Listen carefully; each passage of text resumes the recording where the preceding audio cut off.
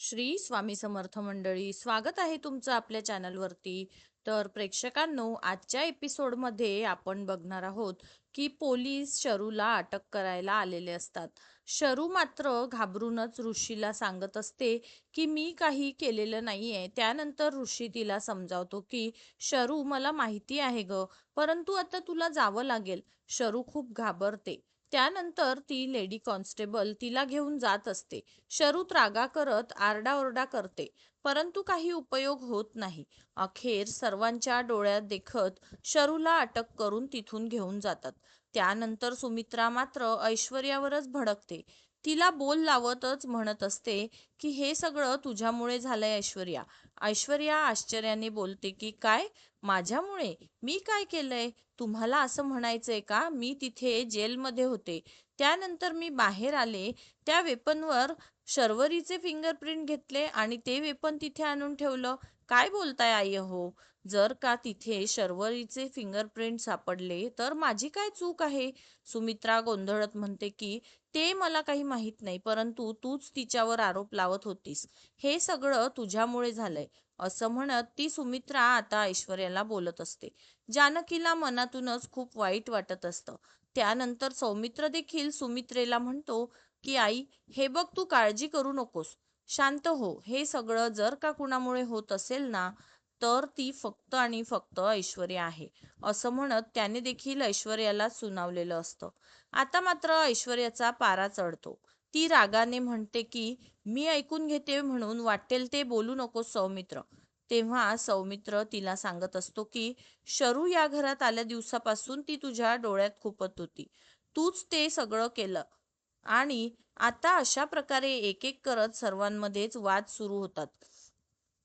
ऋषी यांना शांत करण्याचा प्रयत्न करत असतो.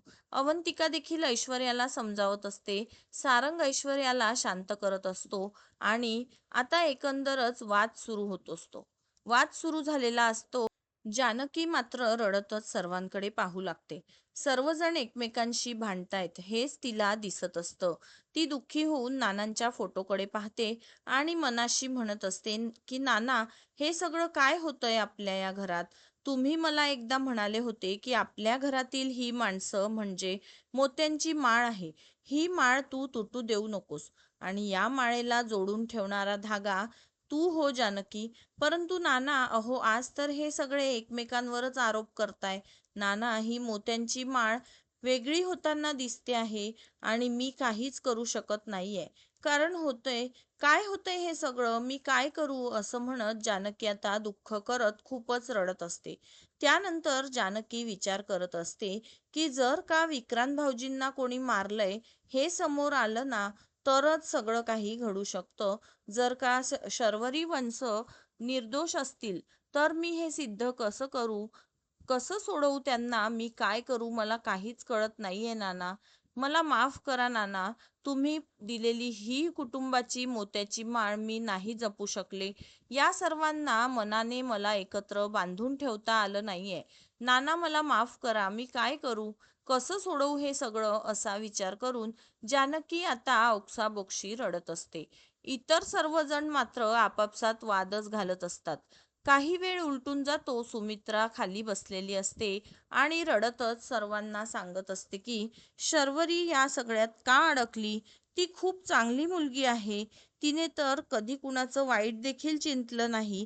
मग आज चक्क तिच्यावरच कुणाचा आरोप आला? रे काहीतरी करा ना रे.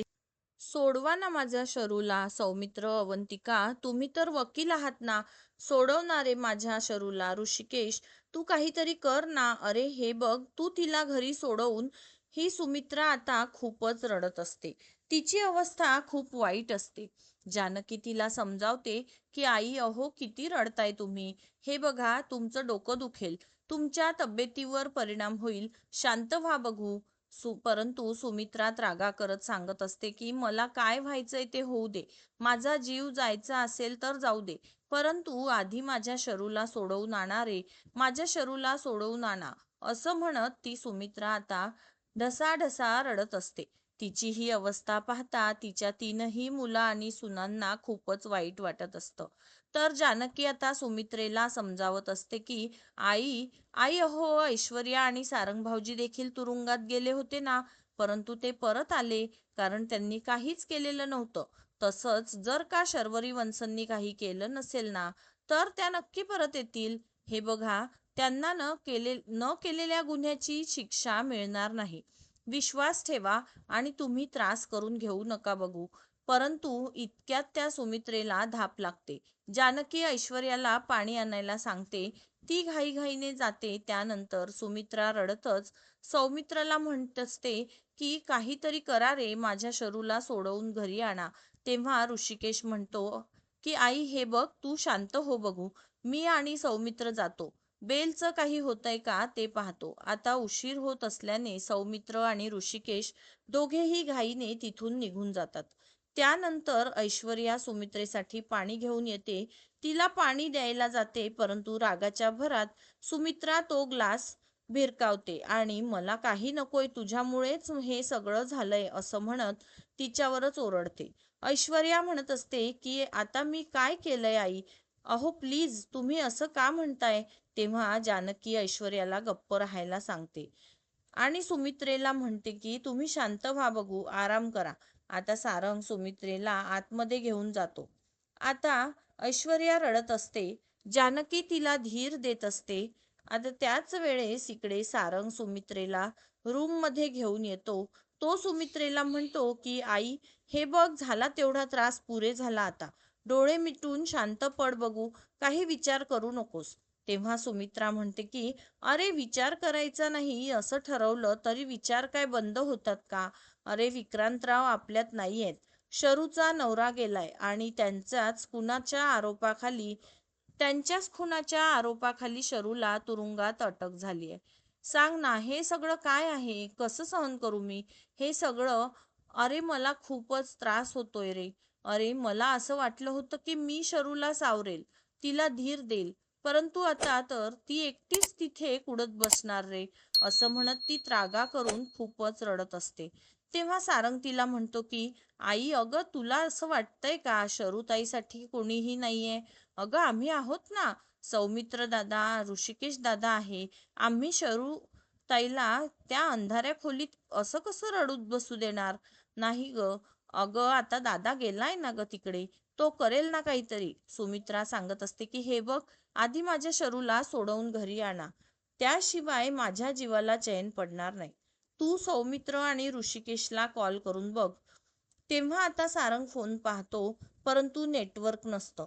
तो सांगतो की हे बघ, आम्ही आहोत ना, तू जरा वेळ आराम कर, मी करतो फोन, इथे नेटवर्क नाहीये असं सांगून तो आता बाहेर येतो.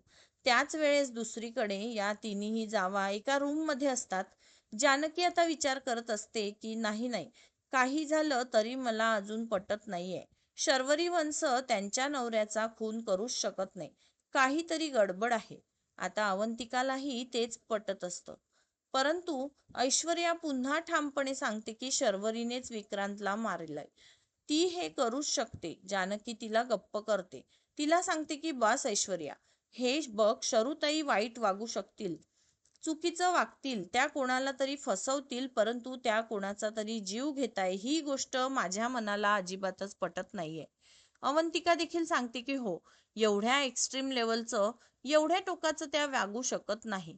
कारण कोणाचा जीव घेणं ही सोपी गोष्ट नाहीये, ते देखील इतक्या क्रूर पद्धतीने. आता ऐश्वर्याला कळेनासं होतं. या दोघींना कसं समजावून सांगू? तेव्हा जानकी तिला पुन्हा एकदा गप्प करते आणि समजावते की हे बघ, तू हे सगळं आमच्या दोघींसोबत बोलते, आम्ही तुझं ऐकून घेऊ, तुझ्यासोबत डिस्कशन करू, परंतु चुकूनही जर कोणी ऐकलं ना, तर अर्थाचा अनर्थ होईल. त्यात आई तुझ्यावर किती चिडले तुला माहिती आहे ना, त्यामुळे कृपा करून तू बाहेर हे कुणाजवळही बोलू नकोस. कारण ऐश्वर्या, अगं जर शर्वरी वंशांनी विक्रांत भाऊजींचा खून केला ही गोष्ट इतर कोणी चुकूनही ऐकली ना, तर घरात खूप वाद होतील.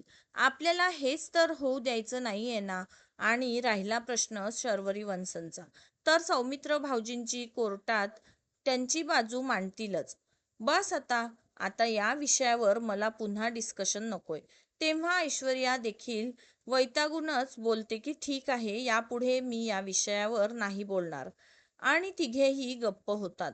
तर त्याच वेळेस इकडे सौमित्र आणि ऋषिकेश कोर्टाच्या बाहेर आलेले असतात. शर्वरीची बेल फेटाळली असते. सौमित्रला या गोष्टीचा सिरियसनेस कळत असतो. तो म्हणतो की हा खूप मोठा ऑप्शन्स आहे, परंतु दादा तू काळजी करू नकोस.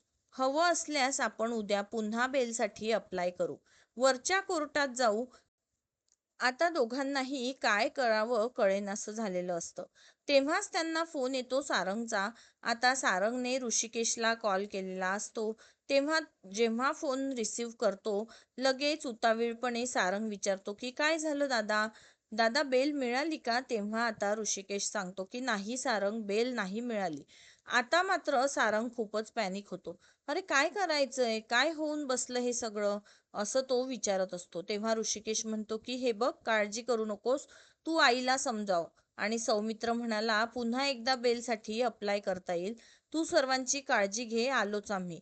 असं सांगून ऋषिकेश फोन ठेवतो.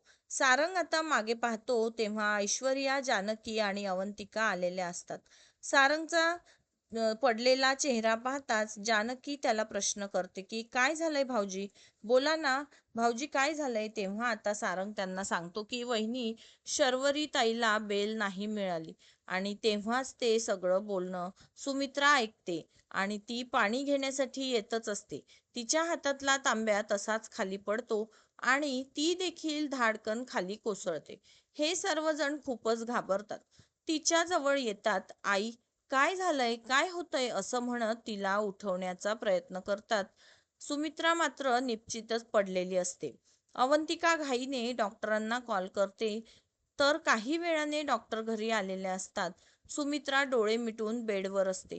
डॉक्टर तिचे चेकअप करत असतात आणि तेव्हा सौमित्र आणि ऋषिकेश परत येतात.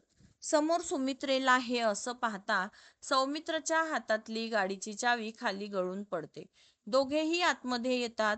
आता ऋषिकेश जानकीला याबद्दल विचारत असतो. तेव्हा जानकी सांगते की सारंग भाऊजी आम्हाला सांगतच होते की वन्सना बेल नाही मिळाली आणि हेच आईने चुकून ऐकलं आणि तशाच त्या चक्कर येऊन त्या खाली कोसळल्या. सौमित्र त्या डॉक्टरांना काय झालंय असं विचारतो. तेव्हा डॉक्टर सांगतात की तुमच्या आईचा बीपी खूप हाय झाला होता. हे असं वारंवार घडणं योग्य नाहीये, त्यामुळे इथे अशा परिस्थितीत त्यांना ठेवणं रिस्की आहे. हॉस्पिटलमध्ये 2D इको, ECG सगळं असेल, त्यामुळे आता डॉक्टर सुमित्रेला ऍडमिट करण्याचा सल्ला देत असतात. परंतु सुमित्रा मात्र सांगते की नाही, माझं काय व्हायचंय ते इथेच होऊन जाऊ दे. आधी नानासाहेब गेले, नंतर जावई विक्रांतराव गेले आणि आता माझी शरू तिकडे तुरुंगात आहे. मी तरी जगून काय करू? जानकी मात्र आता सुमित्रेला गप्प करत म्हणते की आई, बस, का असं बोलताय? हे बघा, मी तुम्हाला काहीही होऊ देणार नाहीये आणि तुम्हाला शर्वरी वंश घरी यायला हव्यात ना, मग तुम्हाला संयम ठेवावाच लागेल. जर त्यांनी काही केलं नसेल तर त्या नक्की परत येतील. हे बघा, मी आहे ना, विश्वास ठेवा. नंतर अवंतिका देखील सुमित्रेला सांगत असते की आई, वहिनी अगदी बरोबर बोलताय. हे बघा, तुम्हाला सगळ्या ट्रीटमेंट घ्यायच्या आहे. परंतु सुमित्रा कुठेही जायला तयार नसते. मला माझ्या या घरातून हलवायचं नाही असं ती सर्वांना बजावते. त्यानंतर ऋषिकेश डॉक्टरांना बाजूला बोलावतो आणि समजावून सांगत असतो की आई ऐकायला तर नाहीये तयार, त्यामुळे मी काय म्हणतोय, इथेच नर्स मॉनिटर, ECG सगळ्या गोष्टी जर का अरेंज केल्यात तर. तेव्हा डॉक्टर सांगतात की हो, बरोबर आहे तुमचं. पेशंटची मानसिक अवस्था पाहता आपण हे असं करू शकतो. परंतु मला महत्त्वाचं सांगायचं, जरा बाहेर येता का? असं म्हणून डॉक्टर आता ऋषिकेशला बाहेर घेऊन येतात. सौमित्र व सारंग देखील बाहेर जातात. त्यानंतर सुमित्रा जानकीला म्हणत असते की तुला आठवतंय, नानासाहेब म्हणाले होते माझ्या माघारी हे घर सांभाळ. मी देखील तुला हेच सांगते, माझ्या मागे हे घर सांभाळ. नानासाहेबांनी तुझ्यावर जो विश्वास टाकलाय ना, तो सार्थ करून दाखव.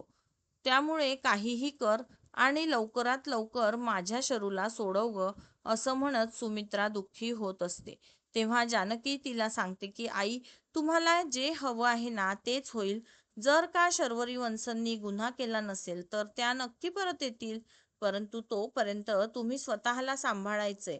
अहो, स्वतःची काळजी घ्यायची आई. आता जास्त विचार नका करू, शांत व्हा, झोपा बघू, असं म्हणत तिने कसंबस सुमित्रेची समजूत घातलेली असते. तेव्हा कुठे सुमित्रा जरा शांत झालेली असते. सर्वच जण टेन्शनमध्ये असतात आणि आजचा एपिसोड इथेच संपतो. तर पुढील भागात आता ऋषिकेश रडतच जानकीला म्हणत असतो की मला माफ कर ग, मी तुझ्यावर ओरडलो, चिडलो, विश्वास नाही ठेवला तुझ्यावर. तेव्हा ती सांगते की ऋषिकेश, तुम्ही जे केलं ते तुमच्या बहिणीवरील प्रेमापोटीच. त्यानंतर जेव्हा जानकी सुमित्रेला पेस भरवत असते, सुमित्रा तिला म्हणते की तू नक्की माझ्या शरूला सोडवून आणशील ना ग जानकी. जानकी सांगते हो आई. त्यानंतर कोर्टात केलेल्या सौमित्र घरी परत येतो. सर्वच जण त्याला विचारत असतात की काय झालंय. ऋषिकेश म्हणतो की तू गप्प असा का आहेस. तेव्हा सौमित्र मात्र धक्कादायक खुलासा करतो की मी ही केस नाही लढू शकत. मंडळी, अखेर सौमित्रने हा निर्णय का घेतला असेल. शरूच्या सुटकेचे काही चान्सेसच असतील का. राहुल अजूनही लॉकअपमध्ये असेल की कांड करून त्याची सुटका झाली असेल. जानकीच्या हाती काही धागेदोरे लागतील का. ऐश्वर्या, जानकी, अवंतिका मिळून आता रणदिव्यांना या घटनेतून कसे सावरतील. सर्वच काही पाहणे आता खूपच रंजकतेचे ठरणार आहे. तर मंडळी, व्हिडिओ आवडला असेल तर व्हिडिओला नक्की लाईक करा. धन्यवाद. श्री स्वामी समर्थ.